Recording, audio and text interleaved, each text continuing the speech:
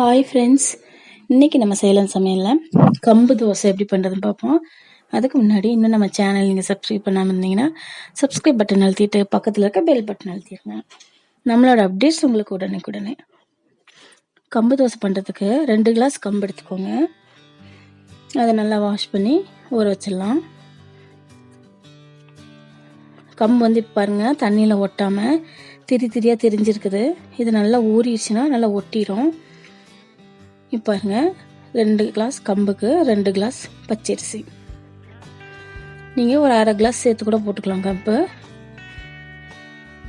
2 class பச்சரிசி, 1 class உளுந்து, இதுதான் அளவு. நீங்கள் இதிலேருந்து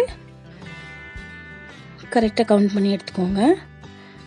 உளுந்து வந்து நல்லா மாவு வர்ற உளுந்துன்னா 1 கிளாஸ் போதும், இல்லைன்னா கொஞ்சம் 1/4 கிளாஸ் சேர்த்து போட்டுக்கோங்க. இது நல்லா ஒரு 5 to 6 hours ஊறட்டும். இப்போ பாருங்கள், இது நல்லா ஊறிடுச்சு. கம்பு பாருங்கள், அவ்வளோ ஒட்டாமல் திரியாக இருந்தது. இப்போ நல்லா தண்ணியில் ஒட்டி மூழ்கி இருக்கு பாருங்கள். இதுதான் வந்துட்டு ஊறிடுச்சுன்னா இந்த மாதிரி தான் கம்பு இருக்கணும். இப்படி தான் அதை கண்டுபிடிக்கணும். இப்போ பச்சரிசியும் நல்லா ஊறி இருக்கு. இது வந்து நம்ம தனித்தனியாக மிக்சியில் போட்டு அரைச்சி எடுக்க போகிறோம். ஒன்றா போட்டு அரைக்கக்கூடாது, தனித்தனியாக தான் போட்டு அரைக்கணும். ஃபஸ்ட்டு வந்து உளுந்து அரைச்சிக்கலாம். இதுக்கு நல்லா எந்த நீங்கள் மாவு அரைச்சாலும் ஃபஸ்ட்டு உளுந்து தான் அரைக்கணும், அப்புறமா தான் அரிசி அரைக்கணும். உளுந்து வந்து நல்லா ஒரு நல்ல ஸ்பாஞ்சு பருவத்தில் அரைச்சி எடுத்துக்கலாம். உளுந்து நல்லா அரைச்சிருக்குன்னு கண்டுபிடிக்கிறதுக்கு தண்ணியில் வந்து கையை நனைச்சிட்டு மாவில் தொட்டு பார்த்தீங்கன்னா கையில் ஒட்டாது. அப்போ உளுந்து நல்லா அரைச்சிருக்குன்னு அர்த்தம். அப்போ தான் வந்து சாஃப்டாக இருக்கும் நமக்கு இட்லி தோசை எல்லாமே. இப்போ அரிசியும் அரைச்சி எடுத்துக்கலாம். இதை வந்து நம்ம அரைச்சி வச்சுருக்க உளுந்தில் மிக்ஸ் பண்ணிடலாம். நீங்கள் கிரைண்டரில் கூட அரைக்கலாம், அப்பவும் கொஞ்சம் தனித்தனியாக அரைச்சிக்கோங்க. கொஞ்சமாக போடுறது வந்து நம்ம மிக்சியிலே அரைச்சிக்கலாம், அதான் ஈஸி. இப்போ கம்பு அரைச்சி எடுத்துடலாம். கம்பு பாருங்கள், இந்த மாதிரி நல்லா சாஃப்டாக அரைச்சிக்கோங்க. பாருங்கள், நான் எடுத்து காமிக்கிறேன். இந்த மாதிரி நல்லா சாஃப்டாக அரைச்சிக்கலாம்.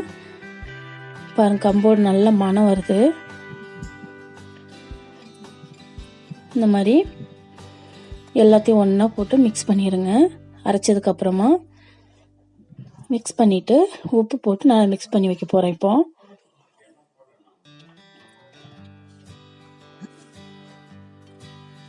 கல் உப்பு எடுத்துக்கலாம். கல் உப்புனா இன்னும் கொஞ்சம் நல்லா டேஸ்ட் கிடைக்கும் மாவுக்கு. இந்த மாதிரி மாவு இதுக்கெல்லாம் வந்து கல் உப்பு தான் யூஸ் பண்ணணும்.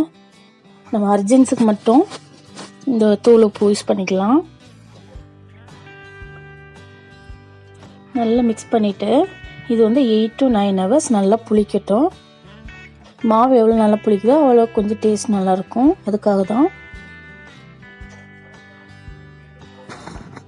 இந்த மாதிரி நல்லா கரைச்சி வச்சுக்கலாம். இது வந்து 8 hours 9 hours வரைக்கும் புளிக்கட்டும். இப்போ பாருங்கள், இது 9 hours வச்சுருந்தது எப்படி புளிச்சு நுரையாக பொங்கிருக்கு பாருங்கள்.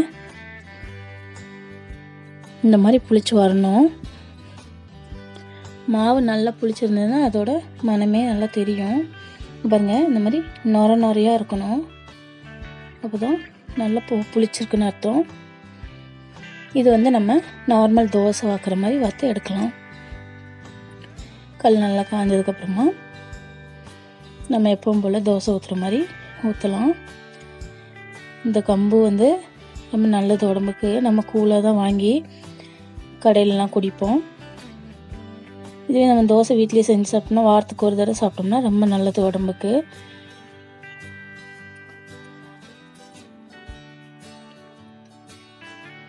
ரொம்ப சத்தானது. இப்போல்லாம் தானிய வகைகள்லாம் நம்ம அதிகம் சேர்த்துறதில்ல, ரொம்ப கம்மியாயிருச்சு.